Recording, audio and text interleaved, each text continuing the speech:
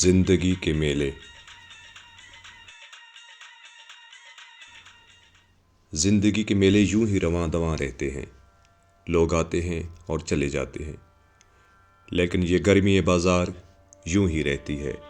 ہمارے گاؤں میں مذہبی تہوار کے علاوہ جس چیز کا ہمیں شدت سے انتظار ہوتا تھا وہ گاؤں کا میلہ تھا۔ یہ وہ زمانہ تھا جب ٹیلی ویژن اور موبائل فون ہماری زندگیوں کا حصہ نہیں بنے تھے۔ زندگی خاموش کھوئی کھوئی سی لیکن بے حد خوبصورت ہوا کرتی تھی۔ ہمارے گاؤں سے 3-4 کلومیٹر دور ایک مختصر گاؤں تھا۔ اس گاؤں کی وجہ شہرت یہاں کا میلہ تھا۔ اب میں آنکھیں بند کروں تو اس میلے کے کئی منظر آنکھوں میں روشن ہو جاتے ہیں۔ ان میں سے ایک منظر والد صاحب کے ساتھ میلے میں جانے کا ہے، جب وہ مجھے کندھوں پر بٹھا کر میلے کا آدھا راستہ طے کرتے اور پھر باقی آدھا راستہ میں گاؤں کے بچوں کے ساتھ دوڑتے ہوئے پورا کرتا۔ اس کچے راستے پر ایک جگہ پر پودوں کے ارد گرد لپٹی ہوئی زرد رنگ کی آکاش بیل ہوا کرتی تھی۔ ہر بار میرے پوچھنے پر والد صاحب بتاتے کہ آکاش بیل کیا ہے اور کیسے یہ پودوں سے لپٹ کر ان کا رس چوستی ہے۔ بڑے ہو کر مجھے پتہ چلا کہ صرف بیل ہی نہیں، بعض لوگوں کے گروہ اور ممالک بھی اس طرح کرتے ہیں۔ گاؤں کے بچوں میں میرا کزن ضیاء بھی ہوتا تھا۔ جب ہم میلے کے قریب آ جاتے تو والد صاحب واپس چلے جاتے، اس تاکید کے ساتھ مغرب کی اذان سے پہلے گھر واپس آنا ہے۔ انہیں خود میلوں ٹھیلوں میں کبھی دلچسپی نہ رہی تھی، صرف میری خاطر میرے ساتھ آتے۔ والد صاحب کے جانے کے بعد میں اور ضیاء بھاگتے ہوئے میلے میں داخل ہوتے، جہاں راستے کے دونوں طرف کھانے پینے کی چیزیں ہوتی۔ کہیں پکوڑے بن رہے ہوتے، کہیں مٹھائی کی دکان پر رنگ برنگی مٹھائی ہوتی جس پر چاندی کے ورق ہوتے۔ گاؤں میں مٹھائیوں میں جلیبی سب سے زیادہ پسند کی جاتی تھی۔ لوگ رنگ برنگ کپڑوں میں گھومتے رہتے تھے۔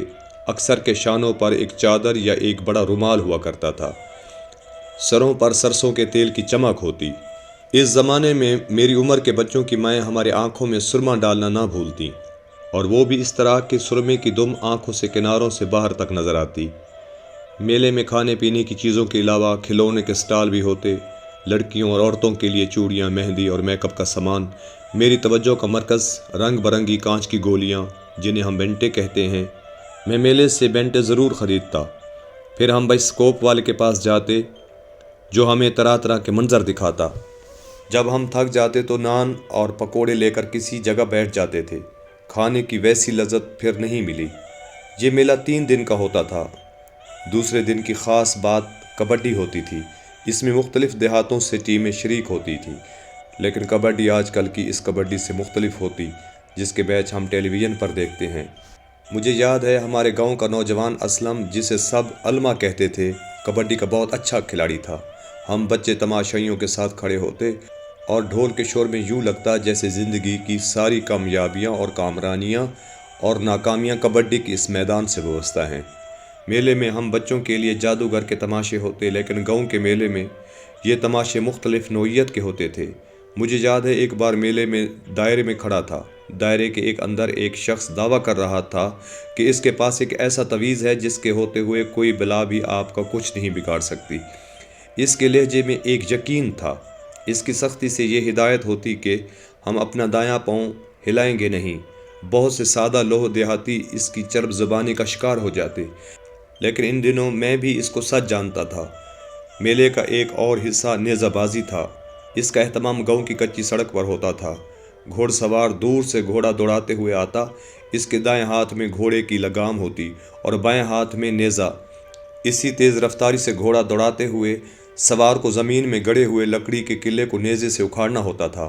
میلے میں ہمیں بیلوں کی دوڑ کا بھی انتظار ہوتا۔ اس دوڑ میں بہت خوبصورت اور تنومند بیل شریک ہوتے۔ بیلوں کے شوقین ان کی پرورش بڑے لاڈ اور چاؤ سے کیا کرتے تھے۔ ان کے لیے خاص خوراک کا اہتمام کیا جاتا۔ اس موقع پر بعض اوقات لڑائی بھی ہو جاتی تھی۔ اس موقع پر مختلف دیہاتوں کے بڑے بزرگ معاملہ رفع دفع کرواتے تھے۔ پھر ایک دن ہم گاؤں سے شہر آ گئے۔ گاؤں میں جہاں مجھے اپنے دوستوں کو چھوڑنے کا افسوس تھا، وہیں گاؤں کے میلے کو چھوڑنے کا غم بھی تھا۔ شہر میں ہم مریڈ حسن میں ایک کرائے کے مکان میں رہنے لگے۔ مجھے پہلی جماعت میں داخل کروایا گیا۔ گھر سے اسکول کا راستہ 5 منٹ کا تھا۔ مجھے یاد ہے ہمارے اسکول کے بالکل قریب اردو کے معروف مزاح نگار شوکت تھانوی رہتے تھے۔ میں ابھی گاؤں کے فراق میں مبتلا تھا کہ انعام بھائی نے بتایا کہ راولپنڈی کے لیاقت باغ میں بھی ایک میلہ ہوتا ہے، میں تمہیں وہاں لے جاؤں گا۔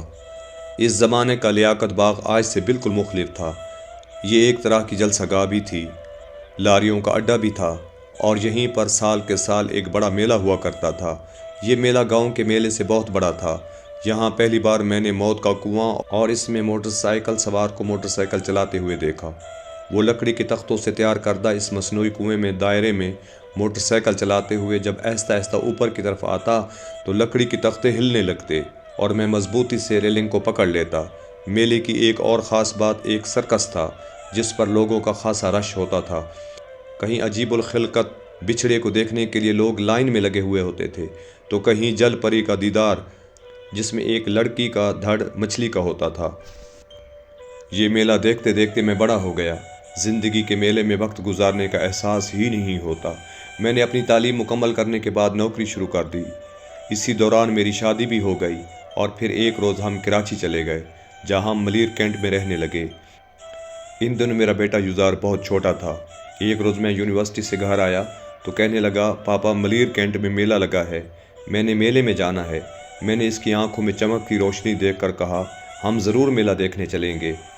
اس روز میں اور یزار گاڑی میں بیٹھ کر اس میدان میں آ گئے جہاں میلہ لگا تھا۔ پارکنگ میں گاڑی کھڑی کر کے ہم نے یزار کو اپنے کاندھے پر بٹھا لیا اور ہم میلے کی طرف چل پڑے۔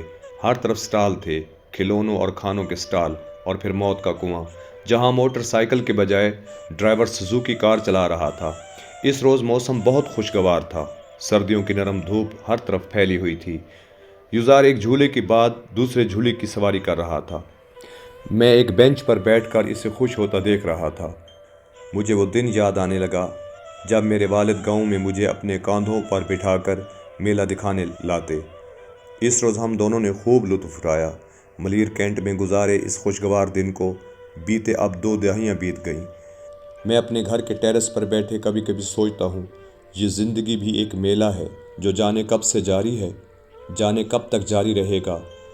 بس اس کے تماشائی بدلتے رہتے ہیں اور تماشائیوں کے کندھوں کی سواریاں بدلتی رہتی ہیں۔